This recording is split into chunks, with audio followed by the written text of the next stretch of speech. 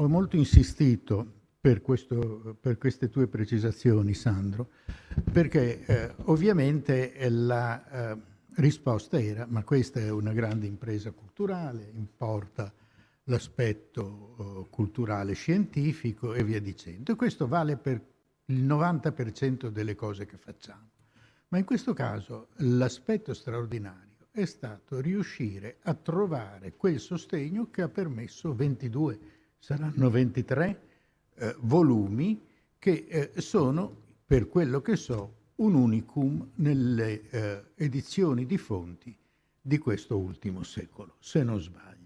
Vale a dire, questa parte che tu rifiutavi di proporre, per cui c'è stato un piccolo, amichevolissimo braccio di ferro, era la premessa di tutto, perché senza quella premessa, che prima che scientifica è finanziaria, la parte scientifica poteva andare avanti. Ma dopo la spiega di Sandro su come sia stato possibile trovare una copertura iniziale al progetto, e tenendo conto di come il finanziamento in realtà non sia andato oltre i primi volumi, un certo gruppo di volumi, e poi sia entrato direttamente negli impegni dell'Istituto Veneto, che aveva preso un impegno di primo ordine e l'ha portato avanti anche al di là delle previsioni. Dicevo, va comunque premessa qualche nota sui caratteri fondamentali dei registri del Senato. Quanti siamo qui? Quasi tutti, lo sapete come meglio di me, che si ritrovano d'altra parte, sono caratteristiche che si ritrovano in varie serie documentarie non veneziane del tempo. Occorre comunque partire dal ricordo di come dalla seconda metà del 200, nella struttura istituzionale di Venezia, il Senato fosse, con il Maggior Consiglio, uno dei due corpi legislativi più importanti della Repubblica, divenendo la sede in cui si affrontavano tanto gli indirizzi politici e le scelte di fondo, quanto i provvedimenti per le specifiche contingenze. Istituito verso il 1229-30 quale supporto del Maggior Consiglio, il Consilium Rogatorum, più tardi Senato, passò presto dalla funzione istruttoria e consultiva in tema di commercio e navigazione ad un ruolo decisionale esteso ad ogni aspetto delle materie economico-finanziarie e amministrative, della politica interna ed estera. Diviene così, nei fatti, il più importante dei consigli veneziani, quello che è stato definito il vero motore o l'anima della Repubblica. E le sue deliberazioni cominciano ad essere registrate alla fine del 200. Per parlarne è difficile decidere da dove partire. Ci sono migliaia di nomi, migliaia di eventi, migliaia di decisioni, luoghi chiamati in causa. Io per dare un'idea di questo mi rifarei a 3 delibere. Sono nomi che non ci dicono nulla in partenza, i primi ai quali le delibere si rivolgono: Marco e Giacomo Moro, Tolectamur già qualcosa di più, Bartolomeo d'Arpo no. Quanto ai 2 Moro, siamo nell'ottobre del 1340, da Mercati avevano scontato senza responsabilità quello che era accaduto nell'isola greca di Citera, dove i sudditi del re di Maiorca avevano subito danni da parte dei veneziani, di signori veneziani del luogo, i Venier. Da quei danni, ovviamente, di quei danni Venezia non voleva rispondere, si arrangiassero, erano cose private, ci pensassero i Venier. Ma il re di Maiorca, per diritto di rappresaglia, aveva permesso ai suoi sudditi di rifarsi a spese dei veneziani che si trovavano nel suo regno. E fra di essi c'erano anche i 2 Moro. E allora da Venezia in Senato si decideva di risarcirli, in attesa però di fare poi i conti col Venier. Erano dunque autorizzati a importare a Venezia da Maiorca merci per la somma di spettanza, in deroga ai divieti che erano vigenti. Quanto a Tolectamur, era il Tudun, era il governatore di Kerch in Crimea, siamo all'imbocco del Mar d'Azov. Con lui e per suo tramite con i Khan dei Tartari dell'Orda d'Oro, allora era Uzbek il Khan dell'Orda d'Oro, nel 1341 Venezia era in contatto per ottenere il controllo su quella località, strategica nel quadro del perenne conflitto con Genova, e dunque si deliberava in merito ai patteggiamenti in corso, salvo che poi le questioni dovettero essere riprese nel 1342 quando entrò in funzione, in carica, il nuovo Khan Zanibek, successore di Uzbek. Quindi siamo a un livello assolutamente internazionale. Davvero, questo è l'ultimo esempio. Ad altro livello siamo nel giugno del 1341 con Alberto di Ognibene, che è un poveraccio, un trevigiano che aveva colpito un suo concittadino, era stato condannato a 200 lire di piccoli, che era una somma non enorme ma per lui stratosferica. Era riuscito a pagarne a fatica 75, ma oltre faticava ad andare, che era inevitabile poiché era preso nel perverso circolo del carcere che, impedendo di lavorare, impediva anche ogni guadagno. Ecco allora che il Senato, in considerazione della sua indigenza, del tempo già trascorso in carcere e di quanto era riuscito a versare, gli condona la metà dell'ammenda. Ora, questi 3 casi, fra le molte migliaia, credo che bastino per la differente qualità degli oggetti presi in questione per indicare il ventaglio di eventi e i livelli istituzionali che i registri del Senato attestano. Abbiamo in sostanza una miniera di notizie che ci portano dalle minime località lagunari ai centri della terraferma fino a Tabriz, Costantinopoli, Gerusalemme, Trebisonda, Armenia, Germania, Castiglia, Egitto, Fiandre, Boemia, Francia e anche altrove. Si tratta di una ricchezza di dati che da molti anni conduce ricercatori di tante provenienze a studiare nell'archivio veneziano. La loro importanza suggeriva da tempo di procedere ad un'organica edizione. A rendere perplessi era la mole del lavoro, ma abbiamo visto come è stato possibile partire. I registri muovono dal 1293, fino al 1440 sono raccolti in una serie unica, serie Misti, che è quella sulla quale abbiamo poi lavorato, poi se ne distaccava quella dei segreti e via dicendo, Senato Terra e Senato Mar, questioni dell'uno Stato o dell'altro. Non ci insisto troppo perché sono cose che molti di voi sanno meglio di me.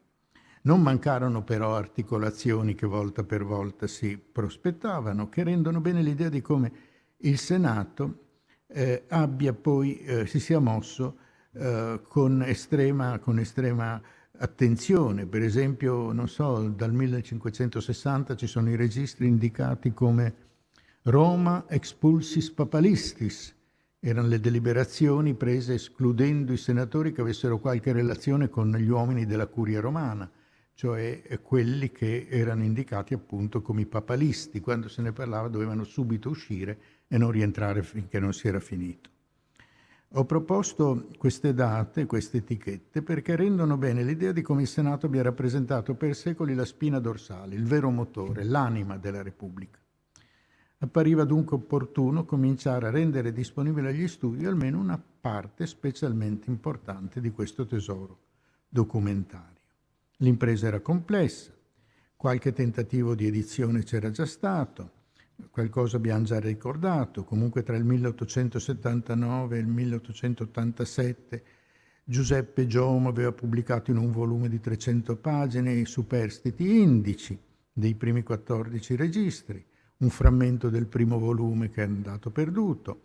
Passa un'ottantina d'anni, nel 1960 e 61, 80 anni dopo, Cessi con Sambini e Brunetti riprendevano in 2 volumi i rubricari e il frammento superstite dei primi bruciati. Poi tutto si fermava per circa un quarantennio.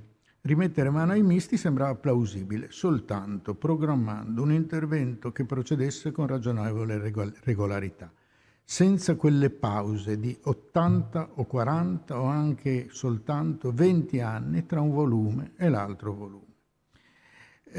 L'impresa di cui Sandro ci ha parlato è, credo, l'impresa più impegnativa relativa a pubblicazioni di fonti documentarie medievali, non soltanto veneziane, nel secolo che si è chiuso. Ho provato a guardare, probabilmente qualcosa mi è sfuggito e me ne scuso, ma questa era l'impressione che ho avuto. E forse l'impresa più significativa quanto a pubblicazioni di fonti documentarie medievali, e la memoria di Fernand Braudel, che aveva lanciato quel progetto analogo ma senza esiti davvero concreti, comportava poi un collegamento con alcune istituzioni francesi di assoluto rilievo.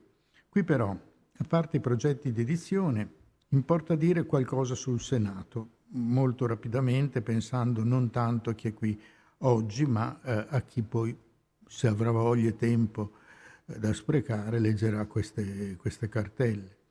Ossia quell'istituto che in origine si chiamava dei rogati, alla latina, o dei pregadi, in quanto i componenti erano richiesti, pregati, di pareri, e che poi nella ripresa umanistica della classicità si ebbero il nome magniloquente di Senato. Si trattava di un istituto straordinario, innestato sulle caratteristiche profonde della società e della cultura lagunare, con un esame che non venne, con un legame che non venne meno neppure quando se ne parlò in termini senza fondamento, come con le notizie che, inventate, si vollero dare su una sua antica nascita anche nelle sedi della massima ufficialità. Cioè si inventò un'antichissima origine anche per il Senato, per i suoi registri. Fu così che si proclamò l'esistenza di questa istituzione fin da quel 421 che ancora oggi continua ad essere ricordato, un po' scioccamente perché qualcuno ci crede davvero, non perché uno possa inventarsi tutte le favole di questo mondo, ma quando si spiega seriamente che Venezia è nata nel 421, vuol dire che si è di fronte o all'ingenuità o al desiderio o in qualche caso all'imbecillità. Comunque, a parte questa considerazione, noi non conosciamo il momento della nascita del Senato, però possiamo collocarlo intorno agli anni 30 del 200, certamente prima del 1253, quando il doge di allora, che entrava in carica, il neoeletto Ranieri Zeno, giurò la sua promissione con una pratica tipicamente veneziana. Qui non ripeto, sono le cose che voi sapete, quale fosse la funzione, la promissione, come anno per anno venisse rifatta, vedendo tutto quello che di nuovo si poteva imporre al doge, nella logica propria di una società di mercanti che voleva essere sicura di quello che accadeva.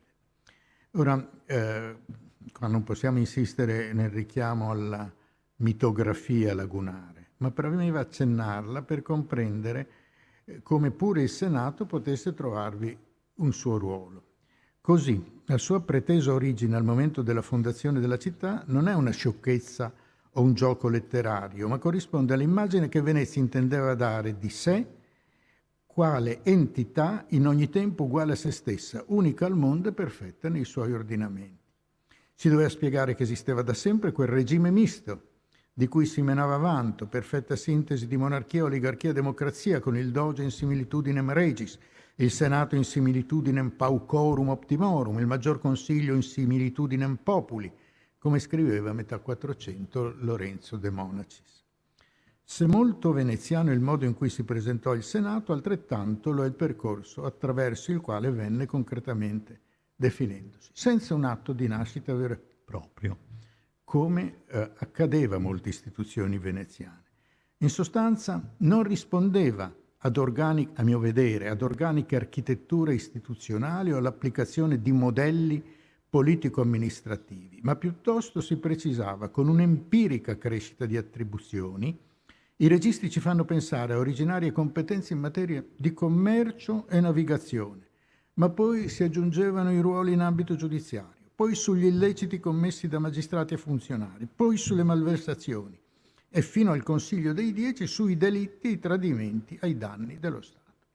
Mi sembra qualcosa di tipicamente veneziano. Furono però le numerose attribuzioni di carattere politico che assegnarono al Senato un ruolo del tutto primario. Su tali premesse, come ben indicano i registri nei secoli successivi, non ci fu materia che non potesse essergli attribuita, come abbiamo visto in quei 3 casi che ho pensato di proporvi. Qui a questo punto vorrei ricordare ancora rapidamente qualcosa di quello che può accadere. Un giorno preso a caso, Ho preso il 27 giugno del 1340, non c'era nessuna ragione per cui fosse aperto, ho aperto il volume. Il 27 giugno del 1340 si censurano il rettore e il comune di Zara. Naturalmente ho preso di quella pagina la delibera che era più ricca. Quelle che riguardavano due cose le ho lasciate da parte, ma in una pagina presa assolutamente a caso e in una delibera presa assolutamente a caso vengono trasmesse alla commissione che deve occuparsene le ambasciate giunte dalla Lombardia. Si censura il rettore e il comune di Zara perché hanno lasciato impropriamente libero un carcerato che devono però riprendere. Si ordina ai podestà di Serravalle, Oderzo e Conegliano che non autorizzino l'importazione o il transito di formaggio, olio e sale che giungono dal Friuli, ma lasciano passare soltanto quello che giunge a Venezia da via Treviso. Al capitale del Pasenatico, siamo in Istria, vengono date istruzioni relativamente al contrasto con il patriarca d'Aquileia per il legname del bosco di Montona. Si delibera l'arruolamento di un cittadino benemerito e bisognoso, così lo si aiuta. Sono trattate importanti decisioni di argomento militare, finanziario e altro ancora relativa alle Eubea e a Negroponte. A un veneziano residente a Negroponte si confermano i privilegi a suo tempo concessi al padre che risiedeva a Tebe, dove poi la famiglia era fuggita, trasferendosi appunto a Negroponte, aiutato per i danni che in quanto veneziana questa famiglia aveva subito ad opera dei catalani. Infine si liquidano 3 pratiche di concessione della cittadinanza, uno speciale ferrarese, a un pistoiese e una terza persona, forse originaria da Padova. Dal formaggio del Friuli fino agli equilibri internazionali, sotto gli occhi dei pregadi, passa di tutto in un'unica deliberazione. Il Senato era divenuto la spina dorsale, l'asse portante dello Stato, e forse stupirà che quella spina dorsale riuscisse a svolgere i propri compiti con attribuzioni tanto diverse, lontane, talvolta persino in potenziale contrasto tra loro. Io condivido la sorpresa e io stesso, pur dopo anni di frequentazione della storia di Venezia, continuo ad essere sbalordito su come abbia potuto funzionare, finendo addirittura come oggetto di ammirazione in giro per l'Europa, un sistema statuale in apparenza così pasticciato e confuso, in cui i nuovi consigli e i nuovi uffici nascevano senza che si spegnessero i vecchi, in cui le attribuzioni si sommavano le une con le altre apparentemente senza logica, e strutture diverse si occupavano di cose identiche con ogni possibile rischio di intralci e interferenze. Davvero c'è da meravigliarsi che un sistema del genere non solo abbia potuto reggere, ma abbia addirittura funzionato per secoli, anche più a lungo di altri stati, senz'altro ai nostri occhi più ordinati e più moderni. Evidentemente l'empiria, il senso pratico e l'adattabilità alle situazioni portate a strumenti di governo in quella società a fortissima matrice mercantile, unite al robusto senso dello Stato, che sempre caratterizza le vicende veneziane, hanno consentito ciò che almeno in apparenza, almeno a mio vedere, dovrebbe essere impensabile.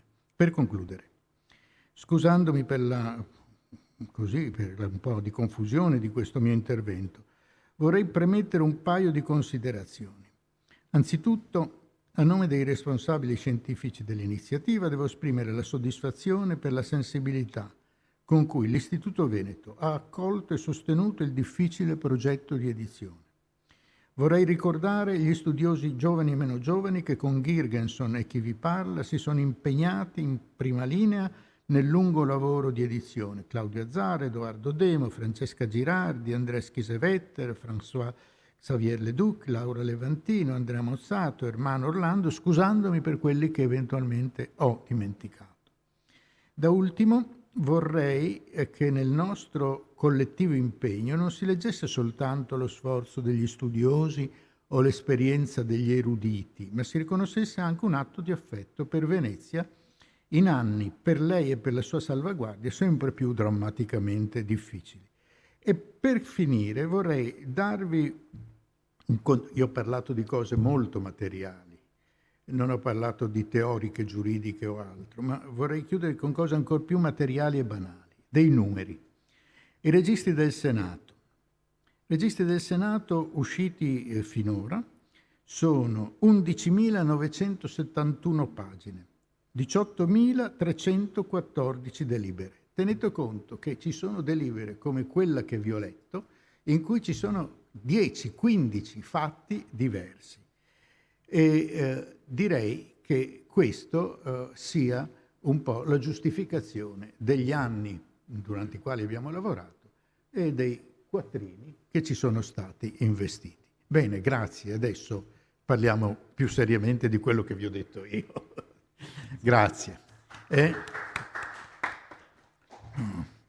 Grazie a te anche.